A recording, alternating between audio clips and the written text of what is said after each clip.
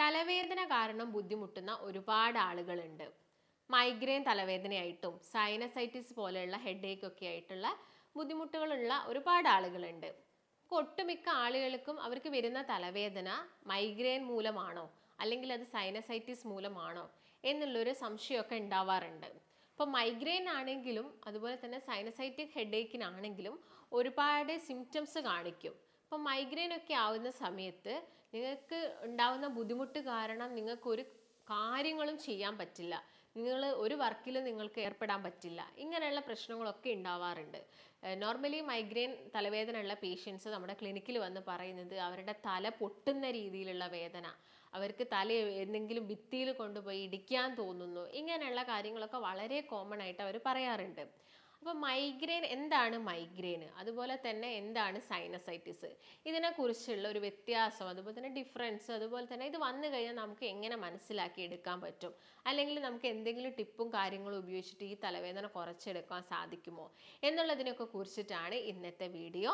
നമസ്കാരം, ഞാൻ ഡോക്ടർ ഭാഗ്യ, Q1B health കെയറിലെ Ayurveda ഡോക്ടറാണ്.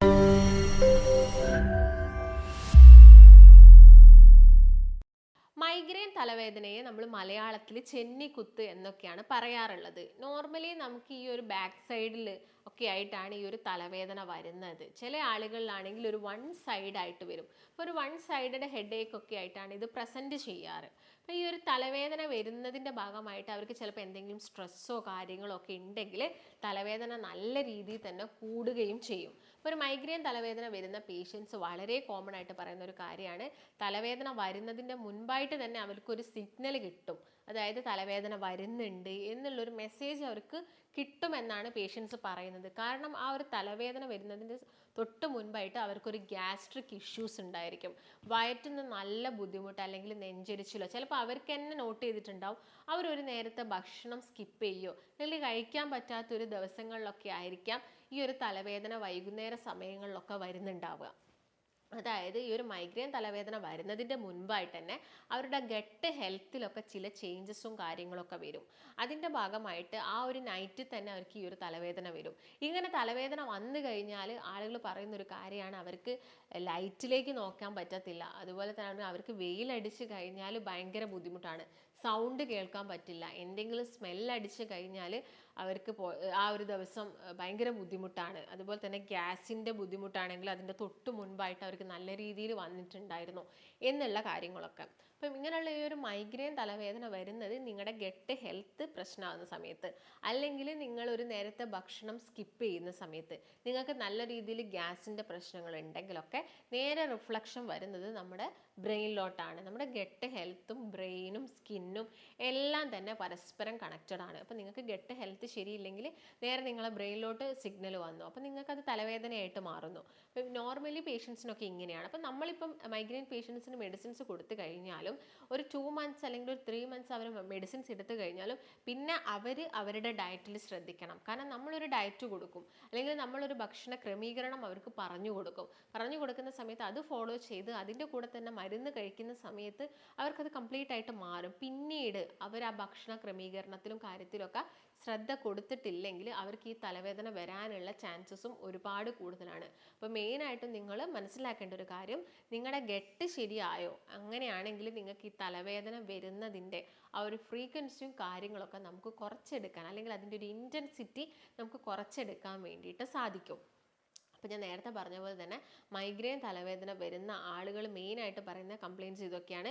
പിന്നെ അവർക്ക് തലവേദന വന്നു കഴിഞ്ഞാൽ ചിലപ്പം ഒന്ന് വൊമിറ്റ് ചെയ്ത് കഴിഞ്ഞാൽ അതൊന്ന് ശരിയാവും. വൊമിറ്റ് ചെയ്ത് പോവാന്ന് പറയുന്നത് നിങ്ങൾക്ക് ആ ഒരു ഗ്യാസ് അല്ലെങ്കിൽ ആ ഒരു ബുദ്ധിമുട്ട് നിങ്ങളുടെ ഈ ഒരു വയറ് മുതൽ ഈ ഒരു ത്രോട്ട് റീജിയൻ വരെ നിങ്ങളിങ്ങനെ വല്ലാതെ അലട്ടുന്നു. അപ്പോൾ നിങ്ങൾ ജസ്റ്റ് ഒന്ന് അത് വൊമിറ്റ് ചെയ്ത് പോയി കഴിഞ്ഞാൽ പിന്നെ നിങ്ങൾക്ക് ആ തലവേദനയിൽ നല്ലൊരു സുഖം കിട്ടും. ഒട്ടുമിക്ക ആളുകളും പറയുന്നൊരു കാര്യം ഇതാണ്, ഒന്ന് ഛർദ്ദിച്ചു കഴിഞ്ഞാൽ നമുക്ക് ആ തലവേദന പോയ പോലെയാണെന്നുള്ളത്. ചില ആളുകൾ പറയാറുണ്ട് പണ്ടൊക്കെ ഛർദ്ദിച്ചു കഴിഞ്ഞാൽ അന്ന് ശരിയാവുമായിരുന്നു, ഇപ്പം ചിലപ്പം ഛർദ്ദിക്കാൻ വരുന്നില്ല, അല്ലെങ്കിൽ ഛർദ്ദി ആ ഒരു ടെൻഡൻസി കിട്ടുന്നില്ല, ഇപ്പം ഛർദ്ദിച്ചു കഴിഞ്ഞാലും ശരിയാവുന്നില്ല. അപ്പം മനസ്സിലാക്കേണ്ടത് അവരുടെ ആ ഒരു ഗട്ട് ഹെൽത്തിൽ വരുന്ന ചേഞ്ചസും കാര്യങ്ങളുമാണ്. അപ്പം നിങ്ങൾ ഗട്ട് ഹെൽത്ത് ശരിയാക്കാൻ വേണ്ടിയിട്ട് എന്ത് ചെയ്യണം? നല്ല പ്രോബയോട്ടിക്സ് കഴിക്കണം. പ്രോബയോട്ടിക്സ് കഴിക്കുക. ചില ആൾക്കാർ സപ്ലിമെൻറ്റ്സ് എടുക്കാറുണ്ട്. നമ്മൾ മെഡിസിൻസ് കൊടുക്കുന്ന സമയത്ത് തന്നെ പേഷ്യൻസിന് സപ്ലിമെൻറ്റ്സും ഒക്കെ ആയിട്ട് കൊടുക്കാറുണ്ട്. എല്ലാ ദിവസവും തൈരും മോരും അല്ലെങ്കിൽ പഴങ്കഞ്ഞിയും എടുക്കാൻ പറ്റാത്ത ഒരുപാട് ആളുകളുണ്ട്. അപ്പം ഇതൊക്കെ നിങ്ങൾ ഈ ഒരു ഞാൻ പറഞ്ഞ പ്രോബയോട്ടിക്സ് നിങ്ങളുടെ ഭക്ഷണത്തിൽ നിങ്ങൾ ഉൾപ്പെടുത്തുകയാണെങ്കിൽ നിങ്ങൾക്ക് ഇങ്ങനെയുള്ള പ്രശ്നങ്ങളുടെ ആ ഒരു കാഠിന്യം കുറയും. കറക്റ്റ് സമയത്ത് ഭക്ഷണം കഴിക്കുക. ഭക്ഷണം കഴിക്കുന്ന സമയത്ത് നന്നായിട്ട് ചവച്ചരച്ച് കഴിക്കുക, നന്നായിട്ട് വെള്ളം കുടിക്കുക. അപ്പം എന്താണെങ്കിലും ഈ ഒരു പ്രോബയോട്ടിക് നമ്മുടെ ബോഡിയിൽ ആക്ട് ചെയ്യണമെങ്കിൽ അതിനെന്താണെങ്കിലും ഒരു പ്രീബയോട്ടിക് ആവശ്യം, അല്ലെങ്കിൽ ഒരു പ്രീ ഫൈബർ അത്യാവശ്യമായിട്ടുണ്ട്. അപ്പം ഒരുപാട് പ്രീ ഫൈബർ ഉള്ള ഭക്ഷണങ്ങളാണ് ഈ വാഴയുടെ തട്ട, അതുപോലെ തന്നെ പിണ്ടി, പിന്നെ നന്നായിട്ട് ഫൈബർ അടങ്ങിയിട്ടുള്ള ഭക്ഷണങ്ങൾ നിങ്ങൾ ഡയറ്റിൽ ഇൻക്ലൂഡ് ചെയ്യുക. ഈ ക്രൂസിഫറസ് ഫാമിലീസിലൊക്കെ പെടുന്ന വെജിറ്റബിൾസ് നന്നായിട്ട് ക്യാബേജ്, കോളിഫ്ലവർ, ബ്രൊക്കോളി ഒക്കെ നിങ്ങൾ കഴിക്കുക. മധുരക്കിഴങ്ങ് നല്ലൊരു ബെസ്റ്റ് ഫുഡാണ്, ഫൈബർ റിച്ച് ആണ്, ആൻറ്റി ഓക്സിഡൻസ് ഉണ്ട്. അതുപോലെ തന്നെ നമ്മുടെ ശരീരത്തിന് വേണ്ട എല്ലാത്തരം വൈറ്റമിൻസും ഈ ഒരു നമ്മുടെ മധുരക്കിഴങ്ങിൽ വിറ്റാമിൻ B12, നിയാസിൻ, എല്ലാ തരത്തിലുള്ള വൈറ്റമിൻസും കിട്ടുന്ന ഒരു നല്ലൊരു ബെസ്റ്റ് ഫുഡാണ് ഈ മധുരക്കിഴങ്ങ് എന്ന് പറയുന്നത്. അപ്പോൾ ഇതൊക്കെ നിങ്ങൾ നിങ്ങളുടെ ഭക്ഷണത്തിൽ ഇൻക്ലൂഡ് ചെയ്യുക. ഇത് കഴിക്കുന്ന സമയത്ത് നന്നായിട്ട് ചൂടോട് കൂടിയിട്ട് കഴിക്കാൻ വേണ്ടിയിട്ട് നോക്കുക. ചില ആളുകൾക്ക് മണ്ണിനടിയിൽ നിന്ന് എടുക്കുന്ന ഫുഡ് കഴിച്ചു കഴിഞ്ഞാൽ അവർക്ക് ഗ്യാസിൻ്റെ പ്രശ്നങ്ങളൊക്കെ കൂടാറുണ്ട്. അപ്പോൾ അത് നിങ്ങൾ എന്ത് ചെയ്യുക? വേവിച്ച് കഴിഞ്ഞിട്ട് ചൂടോട് കൂടി നിങ്ങൾ കഴിക്കുന്നുണ്ടെങ്കിൽ നിങ്ങൾക്ക് വലിയ പ്രശ്നങ്ങളൊന്നും ഉണ്ടാക്കില്ല. അപ്പം ഈ പറഞ്ഞൊരു രീതിയിൽ നിങ്ങൾ ഭക്ഷണത്തിലൊക്കെ ശ്രദ്ധിക്കുക. എന്നിട്ട് നിങ്ങൾക്ക് മാറുന്നില്ലെങ്കിൽ ചിലപ്പോൾ നമ്മൾ മെഡിക്കേഷൻസും കാര്യങ്ങളും കഴിച്ച് കഴിഞ്ഞതിന് ശേഷം നിങ്ങളൊരു സ്റ്റേബിൾ ആയിട്ടുള്ള ഒരു ഡയറ്റ് ഫോളോ ചെയ്യുകയാണെങ്കിൽ നിങ്ങൾക്ക് ഈ ഒരു പ്രശ്നങ്ങൾ കുറച്ചെടുക്കാൻ വേണ്ടിയിട്ട് സാധിക്കും. അപ്പം നിങ്ങളുടെ ഗട്ട് ഹെൽത്ത് ശരിയാവണമെങ്കിൽ നമ്മുടെ ഗട്ട് ഹെൽത്തിൽ ഒരുപാട് മൈക്രോബയോംസ് വരണം. അപ്പം ഇങ്ങനെ മൈക്രോബയോംസ് വരണമെങ്കിൽ നമ്മൾ നല്ല പ്രോബയോട്ടിക്സ് ആണ് എടുക്കേണ്ടത്. ഇപ്പം അധികം പുളിയില്ലാത്ത തൈര്, മോര്, അതുപോലെ തന്നെ തലേ ദിവസം രാത്രി വെള്ളത്തിലിട്ട് വെച്ച് ചോറ് രാവിലെ ആകുമ്പോഴത്തേക്ക് അത് നല്ലൊരു പ്രോബയോട്ടിക്കാണ്. അതുപോലെ തന്നെ നമ്മൾ പുളിപ്പിച്ച് കഴിക്കുന്നതെല്ലാം തന്നെ പ്രോബയോട്ടിക്സിൽ വരുന്നതാണ്. അപ്പോൾ ഈസ്റ്റ് എന്ന് പറയുന്നത് അധികം നമ്മുടെ ശരീരത്തിന് നല്ലതല്ല, എങ്കിലും എപ്പോഴെങ്കിലുമൊക്കെ അത് നമ്മൾ പുളിപ്പിച്ച് കഴിക്കുന്നതോ അല്ലെങ്കിൽ നിങ്ങൾ തേങ്ങയുടെ വെള്ളം എടുത്തിട്ട് അത് നിങ്ങളിപ്പോൾ മാവിലൊക്കെ ഒഴിച്ച് പുളിപ്പിച്ച് എടുക്കുന്ന ആളുകളുണ്ട് വെള്ളപ്പൊക്കെ ഉണ്ടാക്കുന്ന സമയത്ത്. അപ്പോൾ ഇങ്ങനെയുള്ള ഭക്ഷണങ്ങളൊക്കെ കഴിക്കുക. അതുപോലെ തന്നെ അച്ചാറും ഒരു പ്രോബയോട്ടിക് ആണ്. പക്ഷെ എല്ലാ ദിവസവും അച്ചാർ കഴിച്ചു കഴിഞ്ഞാൽ ചിലപ്പോൾ നമുക്ക് അൾസർ പോലെയുള്ള അസുഖങ്ങളൊക്കെ വരാനുള്ള ചാൻസസ് ഉണ്ട്. അപ്പം അതൊന്നും നിങ്ങൾ മാക്സിമം കഴിക്കേണ്ട ആവശ്യമില്ല. ഞാൻ നേരത്തെ പറഞ്ഞ പോലെയുള്ള പ്രോബയോട്ടിക്സ് കഴിക്കുക. അതിന് അത്യാവശ്യമായിട്ടുള്ള പ്രീ ഫൈബേഴ്സ് നിങ്ങളുടെ ഭക്ഷണത്തിൽ ഇൻക്ലൂഡ് ചെയ്താൽ മാത്രമേ പ്രോബയോട്ടിക്സിൻ്റെ ആക്ഷൻ നമ്മുടെ ബോഡിയിൽ ഉണ്ടാവുള്ളൂ. അപ്പോൾ എല്ലാ ദിവസവും നിങ്ങൾ ഒരു കപ്പ് തൈരോ അല്ലെങ്കിൽ ഒരു ഗ്ലാസ് മോര് നിങ്ങൾ കുടിക്കാൻ വേണ്ടിയിട്ട് നോക്കുക. പിന്നെ എല്ലാ ദിവസവും നന്നായിട്ട് വെള്ളം കുടിക്കുക. നിങ്ങൾക്ക് വിശപ്പുണ്ട് അല്ലെങ്കിൽ നിങ്ങളിപ്പോൾ ഫുഡ് സ്കിപ്പ് ചെയ്യേണ്ട ഒരു സിറ്റുവേഷൻ നിങ്ങൾക്ക് വരികയോ അങ്ങനെയൊക്കെ വരികയാണെങ്കിൽ നിങ്ങൾ നന്നായിട്ട് വെള്ളം കുടിക്കുക. വെള്ളം കുടിക്കുന്ന സമയത്ത് തന്നെ നമുക്ക് ആ ഒരു ഗ്യാസിൻ്റെ പ്രശ്നങ്ങൾ കുറച്ചെടുക്കാൻ വേണ്ടിയിട്ട് സാധിക്കും. അതുപോലെ തന്നെ ഭക്ഷണം കഴിക്കുമ്പോൾ നന്നായിട്ട് ചവച്ചരച്ച് കഴിക്കുക. ചവച്ചരച്ച് കഴിക്കുന്ന സമയത്ത് ഈ ഉമിനീരുമായിട്ട് ഇത് ജോയിൻ ചെയ്തിട്ട് നമ്മുടെ ആമാശയത്തിൽ എത്തുമ്പോഴേക്കും നല്ലൊരു രീതിയിലുള്ള ഡൈജഷനും കാര്യങ്ങളൊക്കെ സ്റ്റാർട്ടാവും. അതിൻ്റെ ഭാഗമായിട്ട് നമുക്ക് ഈ ഒരു ഗ്യാസ്ട്രിക് പ്രശ്നങ്ങളൊക്കെ കുറച്ചെടുക്കാൻ വേണ്ടിയിട്ട് സാധിക്കും. അപ്പം മെയിനായിട്ടും മൈഗ്രെയിൻ ഇപ്പം വരുന്ന പേഷ്യൻസിനാണെങ്കിൽ നമുക്കിപ്പം പ്രോബയോട്ടിക്സ് കൊടുക്കാം. അതുപോലെ തന്നെ ഡൈജഷൻ പ്രോപ്പർ ആവാനുള്ള എൻസൈംസും കാര്യങ്ങളൊക്കെ നമുക്ക് കൊടുക്കാവുന്നതാണ്. ഇതൊക്കെ കഴിക്കുന്ന സമയത്ത് തന്നെ അല്ലെങ്കിൽ 1 month നിങ്ങൾ ഡയറ്റ് എടുക്കുക, അല്ലെങ്കിൽ നല്ല പ്രോബയോട്ടിക്സ് ഒക്കെ നിങ്ങൾ കഴിക്കുന്ന സമയത്ത് തന്നെ നിങ്ങൾക്ക് ഈ ഒരു മൈഗ്രെയിൻ തലവേദന കംപ്ലീറ്റ് ആയിട്ട് ക്യൂർ ആവുന്നത് കാണാൻ വേണ്ടിയിട്ട് സാധിക്കും. അപ്പം നമ്മുടെ ക്ലിനിക്കിലാണെങ്കിലും ഒരുപാട് പേഷ്യൻസ് വന്ന സമയത്ത് നമ്മൾ ഈ പറയുന്ന രീതിയിലുള്ള ഒരു റൂട്ടീൻസ് അവരെ ഫോളോ ചെയ്യിപ്പിച്ചു. അപ്പം ഒരുപാട് പേർക്ക് നല്ല രീതിയിലുള്ള മാറ്റങ്ങൾ വന്നിട്ടുണ്ട്. കാരണം അവർക്ക് മൈഗ്രെയിൻ തലവേദന ഒരാൾക്കും തന്നെ സഹിക്കാൻ ഭയങ്കര ബുദ്ധിമുട്ടായിരിക്കും. കാരണം നമ്മുടെ തല പൊട്ടുന്ന പോലെയുള്ള രീതിയിലാണ് അവർക്ക് ഇത് കോമൺ ആയിട്ട് വരുന്നത്. ഇങ്ങനെ വരുന്ന സമയത്ത് ചിലപ്പോൾ അവർ ഒരു ഇരുട്ട് മുറിയിൽ ഒറ്റയ്ക്ക് പോയിട്ട് കിടക്കും. കാരണം അവർക്ക് സൗണ്ട് കേൾക്കാൻ പറ്റില്ല, ലൈറ്റ് അടിക്കുന്നത് പറ്റില്ല. അതിൻ്റെ ഭാഗമായിട്ട് ജോലിയിൽ ഒരുപാട് പ്രശ്നങ്ങൾ വരുന്ന ആളുകളുണ്ട്.